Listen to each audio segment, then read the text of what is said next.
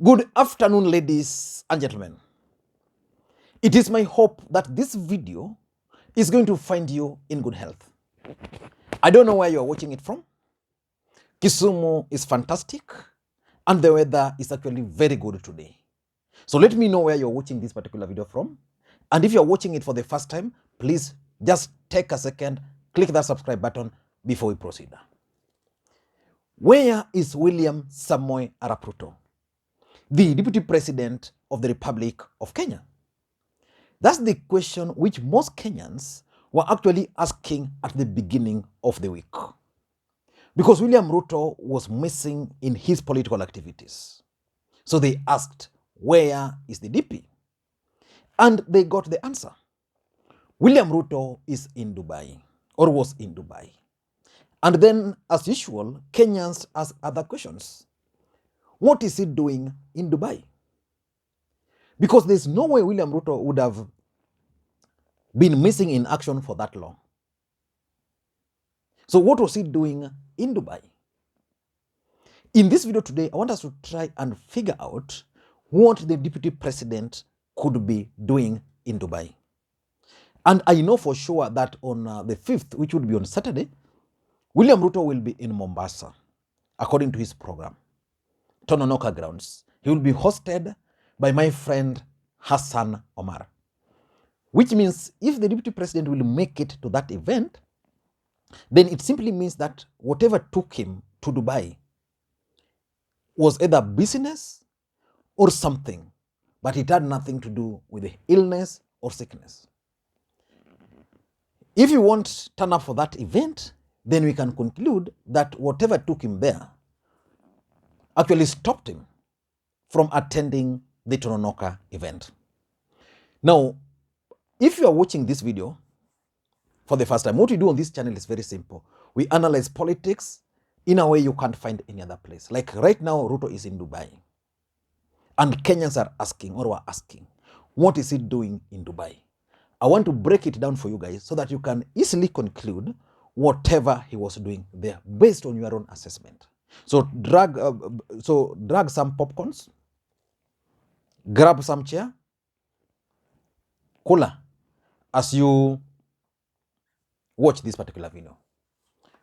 What is Ruto doing in Dubai? In my view, the Deputy President could be in Dubai for several reasons. The first one is medical attention. And you know, when Ruto was missing, the guy who first broke this news was none other than Robert Alai. The media did not, Itumbi did not, his team did not. Unlike Raila Odinga, when Raila Odinga went to Dubai and he told the Kenyans that he was going to Dubai for this medical treatment, suffering from this disease, and he used to brief Kenyans at whatever stage he had reached. Moses Kuria is in Dubai, he's been briefing Kenyans on his health status. I know so many other people. And we know also others who have gone to Dubai and never came back. Rosalind Akombe went to Dubai to check on the progress of IBC election material. She never came back. So Robert Alai posted something which I just want to read. He's saying, Ruto is in Dubai treating some unspecified disease. Ingekuwa Raila who was in Dubai, tungeona sana, which is true. If it would have been Raila who had gone to Dubai, rest assured Itumbi would have gone to Flight Manifest, then would have leaked the list of everybody who accompanied Raila there, and is continuing tungeona sana. Where is Ruto? In which hospital in Dubai? That's Robert Alai. And the son, Nick Ruto, responded to Alai. And this is very important. Nick Ruto is saying that, I don't remember when dad last went to hospital. His health is on God, and God has been protecting him from illness. Stop lies. Shindwe people. So that's the son confirming that indeed the father is in Dubai based on this tweet. Because it's not denying. The father is in Dubai, but is not for treatment or for medication. And I want to believe I want to go by what the Sun is saying. One of the reasons which could have taken the DP to Dubai is medication, because the leadership in this country has really messed up our healthcare system. And the fact that the Sun is saying the DP is not denying that the DP is in Dubai, but is denying the fact that he's on medication. I want to rule out the possibility that William Ruto is actually sick in Dubai. I think William Ruto is in Dubai, but not for medication, not for health status. Kenyans are saying so many things about his health and how and what is being treated for there. Based on the tweet by the Sun, I rule out that. Which takes me to the second reason why the DP could be in Dubai. Number 2 is campaign funds. Let us agree that 2022 election, which is coming up in August this year, is going to be one of the most expensive elections ever witnessed in this country, for several reasons. Number 1, William Ruto is ready for the fund, for the campaign. He has accumulated enough money for this campaign. When he was in government, what he was doing was to accumulate money from ministries. I know people who would just get money from government to that kitty. So he's ready for this election. Raila Amolo Odinga, who is his main opponent, is so ready for this election. He's getting the backing of the tycoons. You go to Coast, you go to Mount Kenya. They're putting their money in this campaign.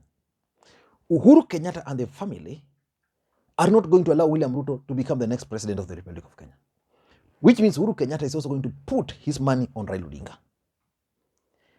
The other thing which you must accept is that government resources are normally used in elections. So they're going to be used on Raila Amolo Odinga. So this election is going to be the most expensive election in the history of the Republic of Kenya. William Ruto might have the money, but he can't reject any offer from anybody who is willing to support him. There's something which has been happening. There are people who have been coming to this country, like Aaron Ayadin, which I made a comprehensive analysis over here. There's this other guy who came the other day, was sent back. These are billionaires. And because the government is not keen on embracing them, they are either frustrated when they want to come to the country, they are deported, some are stopped, their accounts being frozen. The fact of the matter is that for Ruto to get those monies, he must go and meet some of these guys outside the country. Dubai is the best place to meet these guys. So if the donors who want to pump money into William Ruto's camp, they can't meet with him here in Kenya. Uganda, Museveni has actually dropped William Ruto because the son wants to succeed him. And for the son to succeed him, Museveni has figured out that Ruto might not become the president. So therefore, he must work with President Uhuru Kenyatta very closely. So in Uganda, where he used to hold those meetings, it's now out. Because the last time he tried going to Uganda, he was actually blocked. The other country was South Sudan. El-Bashir was kicked out. So where? Dubai. So the guy comes from whenever country, the other comes from whichever country, then they meet in Dubai.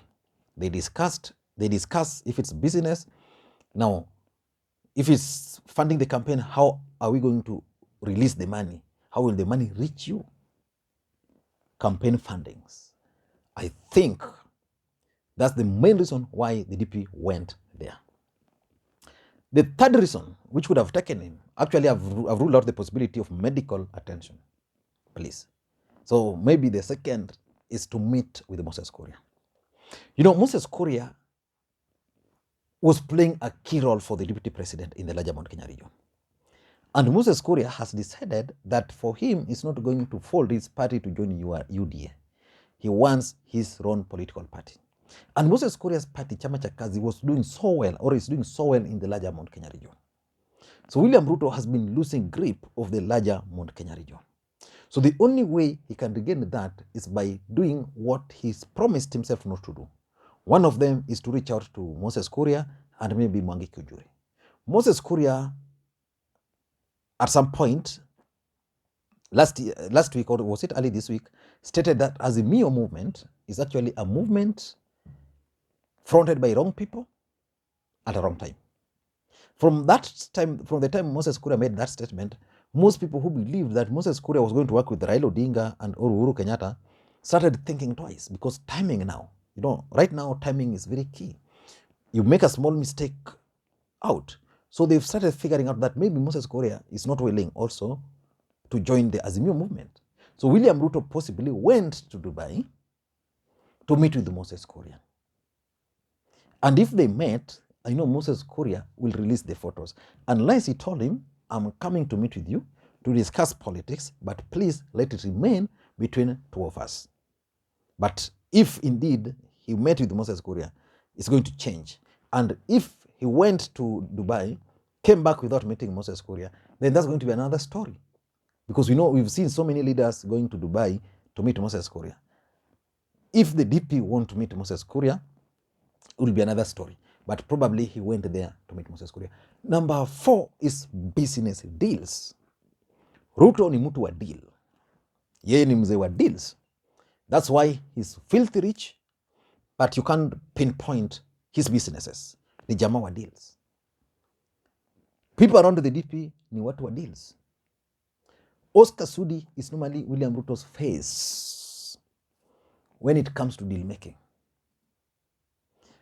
When that businessman from Turkey was being deported, the guy who was with him was none other than Oscar Sudi. The latest case was also Oscar Sudi. What I don't know is whether Oscar Sudi is in the country or is also with the DP. You need to figure out whether Oscar Sudi is in the country. If Oscar Sudi is in the country, then I don't know the kind of deal the DP is going to engage himself in without Oscar Sudi. But if Oscar Sudi is also missing in action, I've not been keen to follow. If Oscar Sudi is also missing in action, then you rest assured that Oscar Sudi and William Ruto are in Dubai to make deals. And not just deals. These are big business deals. It could be gold, it could be any other thing, but multi-million deal possibility. Number 5, strategy meetings. Sometimes when you want to form government, you get out of the country. Certain people also leave at different times. Then you meet. Then you come up with a strategy. Raila has been doing that severally. Where Joho goes ahead, then sometimes Raila goes with Jacom and other team members are the other side, so they negotiate there. So by the time they come back, nobody can speculate. Joho remains, the rest comes back. But the fact is, they've already met, they've already discussed strategy. And if, for example, the DP is also keen on working with some foreigners, like the way Uhuru did with the Cambridge Analytica, and he knows so well that bringing those people here will raise eyebrows, he can decide to meet with those people in Dubai. Strategy meetings. And lastly, it's about IBC.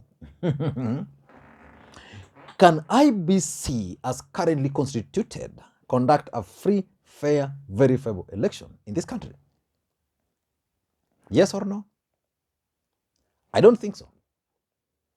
William Ruto has been part and parcel of IBC. There are several tenders which have been cancelled at IBC. There are several tender wars currently ongoing at IBC. Most of these tenders normally won, but if it's printing, in Dubai. If it's whatever, in Dubai. So maybe the DP is in Dubai to pursue a tender for farms which are friendly to him, or to follow up which farm is this which is printing IBC documents, election materials. So guys, politics is very interesting. Let us wait and see. But if William Ruto will not be in Mombasa on Saturday, then William Ruto is in Dubai for medication. And if he will be in Mombasa, then it means the deputy president went to Dubai to raise campaign funds, number 1. Number 2, to meet Moses Kuria. Number 3, for his own business deals. I want to check whether Oscar Sudi is around. I want to check that. Someone should help me. Maybe for strategy meetings and maybe IBC deals.